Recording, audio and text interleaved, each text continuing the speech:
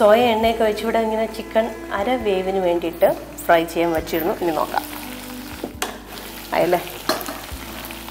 നല്ല പൊരിച്ച് പരുവത്തിലിരിപ്പുണ്ട്. പിന്നെ ഇത് കറുത്ത നിറം കണ്ടു പേടിക്കണ്ട, ഇത് സോയ ഒഴിച്ചതിൻ്റെ ഒരു നിറമാണ്. സോയയും പെപ്പറിൻ്റെയൊക്കെ കൂടെ ഇനി വറുത്ത് കോരുവാണോ? വറുത്ത് കോരി എടുക്കാം. അല്ല, വീഴാതിരിക്കാൻ വേണ്ടി ചാടിയതാ. വീണിട്ട് അയ്യോ വീണെന്ന് പറയണ്ടല്ലോ.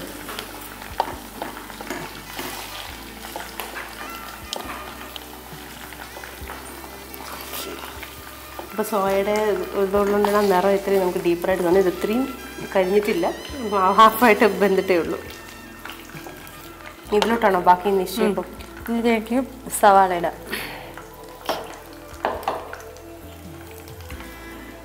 ഇത് 2 സവാളയാണ്.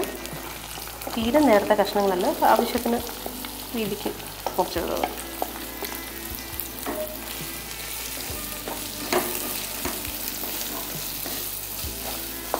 ഇതിങ്ങനെ ഹാഫും മതി അല്ലേ? ഒരുപാട് മൂപ്പിക്കണ്ട. ചൈനീസ് പ്രിപ്പറേഷൻ നമ്മൾ ഒന്ന് വഴറ്റി എടുക്കുകയല്ലോ. കുറച്ച് നമുക്ക് ഉപ്പിടാം, പെട്ടെന്ന് വയനാട്ടോ. ഇതിനാവശ്യമുള്ള മതിയല്ലോ.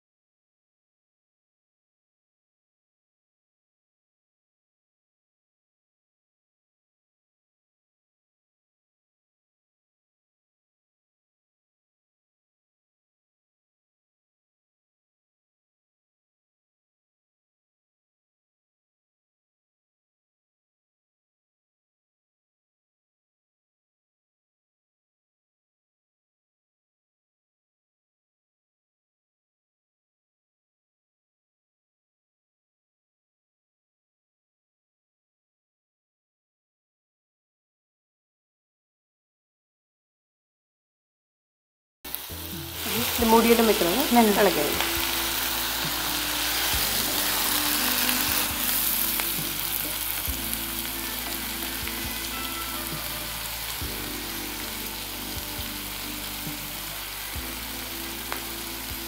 ഇതൊന്നും എൻ്റെ പച്ചപ്പൊക്കെ ഒന്ന് മാറി വരത്തൊക്കെ വേണ്ടി ഒന്ന് വഴറ്റിയെടുക്കാം.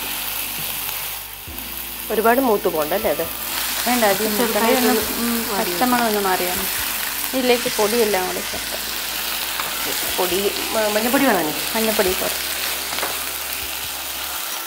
എത്ര? കുറച്ച് വേണം. അപ്പോൾ ഇത്രയും ഒരു 1/4 സ്പൂൺ മുളക് പൊടി, ഗരം മസാല.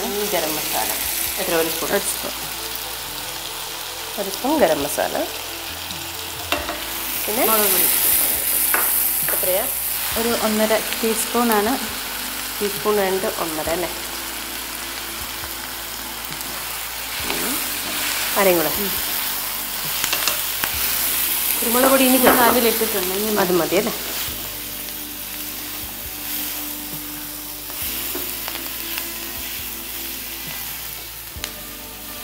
ഇതിലേക്ക് വീണ്ടും ചിക്കൻ ആഡ് ചെയ്യും. ആദ്യം കുറച്ച് വെള്ളം ഒഴിക്കട്ടോ.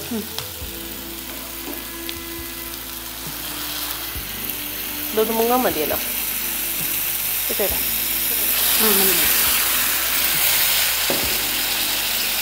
ഇതിലേക്ക് ചിക്കൻ മുങ്ങോളം വെള്ളം ഒഴിച്ചാൽ മതി. ബാക്കി പൈനാപ്പിളിൽ നിന്ന് ചിക്കനിൽ നിന്നൊക്കെ തന്നെ. അപ്പോൾ ചിക്കൻ ഫ്രൈ ചെയ്തുകൊണ്ട് ഇനി അതിൽ നിന്ന് വെള്ളം ഇറങ്ങത്തില്ല. ചിക്കൻ ആഡ് ചെയ്യാം. ചിക്കൻ എല്ലാവർക്കും ഓർമ്മയാണ്. നമ്മൾ സോയയും കുരുമുളക് പൊടി ഉപ്പും ഒക്കെ ആദ്യമേ ചേർത്ത് കുറച്ച് നേരം പുരട്ടി വെച്ചതിന് ശേഷം അത് ഏകദേശം പാകമായപ്പോഴാണ് നമ്മൾ ഫ്രൈ ചെയ്തെടുത്ത് ആ ഫ്രൈ ചെയ്ത എണ്ണയിലാണ് നമ്മൾ 2 സവാള ചേർത്ത് സവാള ഒന്ന് വഴറ്റി തുടങ്ങിയപ്പോഴത്തേക്ക് തന്നെ അതിൻ്റെ കൂടെ പൈനാപ്പിൾ കഷ്ണങ്ങളും ചേർത്തു. അതിൻ്റെ കൂടെ സെലറിയും ആഡ് ചെയ്തു.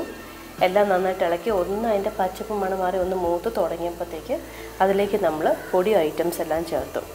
ഒരു 1/4 സ്പൂൺ മഞ്ഞൾപ്പൊടി, 1.5 സ്പൂൺ മുളക് പൊടി, 2 സ്പൂൺ 1 സ്പൂൺ ഗരം മസാല ഇത്രയും ചേർത്ത് നന്നായിട്ട് ഇളക്കി ആവശ്യത്തിന് വെള്ളവും ചേർത്തു. എന്നിട്ട് ചിക്കൻ്റെ പീസസ് നമ്മൾ ഫ്രൈ ചെയ്ത് വെച്ചിരുന്ന പീസസ് അതിലൂടെ ചേർത്ത് ഒന്ന് ഇളക്കിയിട്ട് ഇതെല്ലാം കൂടെ ഒത്തുചേരാനായിട്ട് നമ്മളൊന്ന് മൂടി വെച്ചിരിക്കുക.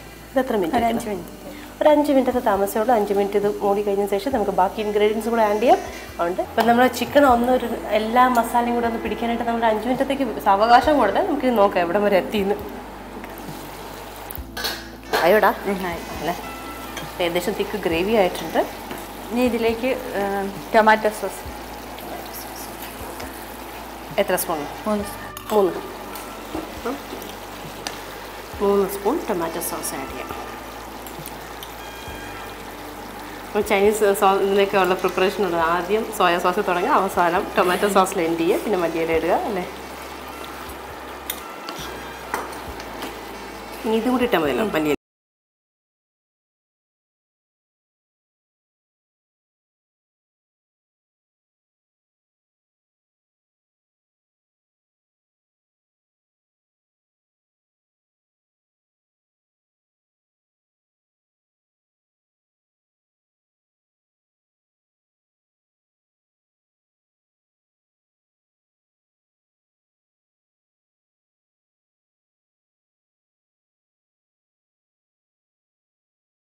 കഴിഞ്ഞല്ലേ.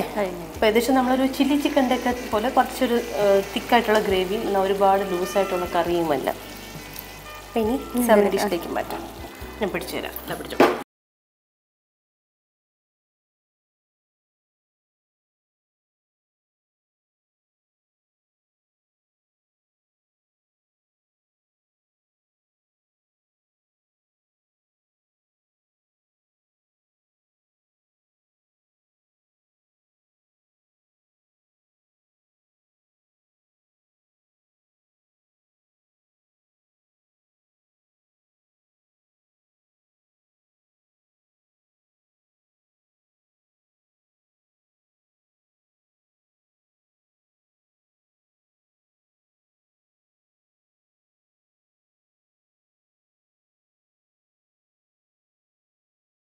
പൈനാപ്പിളിൻ്റെ ഒരു ടേസ്റ്റും ഫ്ലേവറും ഉണ്ട്.